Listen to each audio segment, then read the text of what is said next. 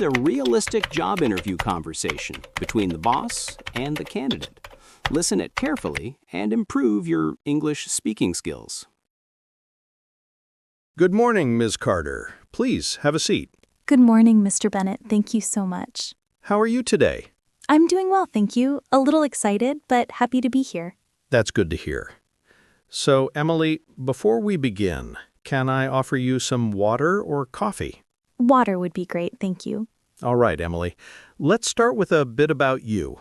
Could you introduce yourself and tell me why you applied for this position? Of course. My name is Emily Carter.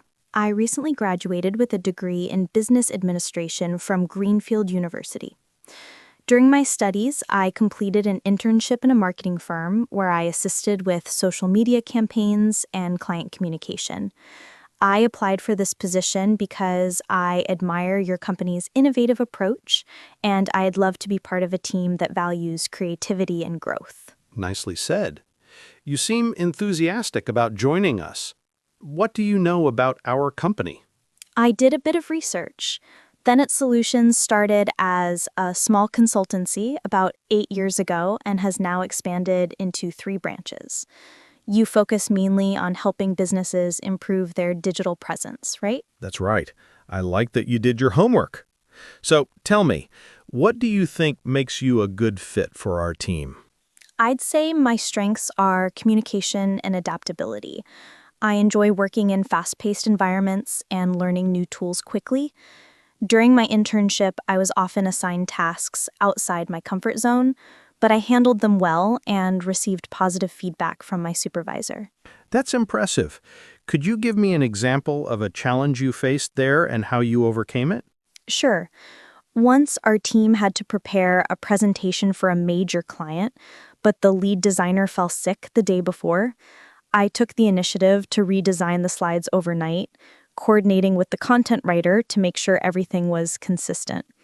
It was stressful, but we delivered on time, and the client was really happy with the result. That shows initiative. I like that. Now, let's talk about teamwork. How do you usually handle conflicts in a team setting? I believe in open communication. If there's a disagreement, I prefer discussing it calmly and focusing on finding a solution rather than placing blame. I've noticed that when everyone feels heard, it's easier to reach common ground. Good approach. We value collaboration here. Tell me, how do you usually manage deadlines when you have multiple projects to handle? I prioritize tasks based on urgency and importance.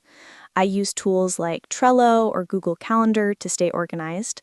I also make sure to communicate early if I foresee a delay. I think transparency is important. Excellent. Let's move on to your technical skills. Are you familiar with project management or marketing tools? Yes, I've worked with Canva, MailChimp, and a bit of HubSpot. I'm also comfortable with Excel and basic data analysis. Great. This position sometimes involves presenting to clients.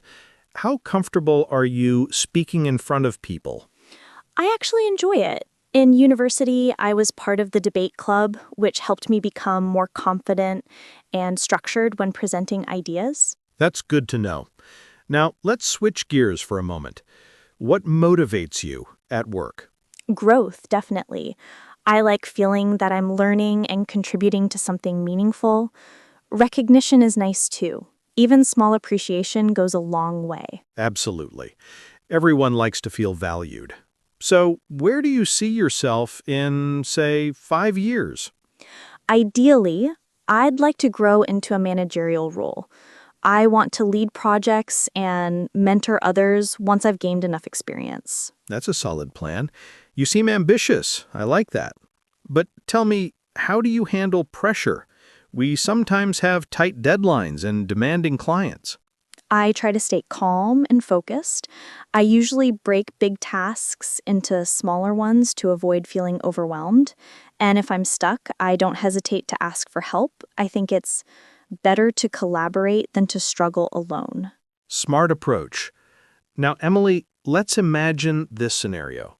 You're given a project with unclear instructions. What would you do first? I'd clarify the objectives with my supervisor before proceeding.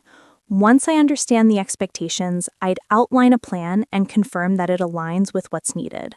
Excellent. Communication is key in such situations. Now, let's talk a bit about work ethics. How do you balance speed with quality? I believe quality should always come first, but I've learned to work efficiently by planning well in advance and avoiding last-minute rushes. Very good. Now, may I ask, what kind of work environment helps you perform your best? A supportive environment where people can share ideas openly. I also appreciate constructive feedback. It helps me improve. That's exactly what we try to maintain here. Before we wrap up, do you have any questions for me? Yes, actually. Could you tell me a bit about the team I'd be working with if I got the job? Sure. You'd be part of our marketing department, a team of 6 people led by our marketing manager, Lisa Nguyen. It's a young, dynamic team that handles both local and international clients. That sounds exciting. Thank you for explaining. My pleasure. One last question. When could you start, if selected? I could start immediately or within a week if you prefer. Perfect.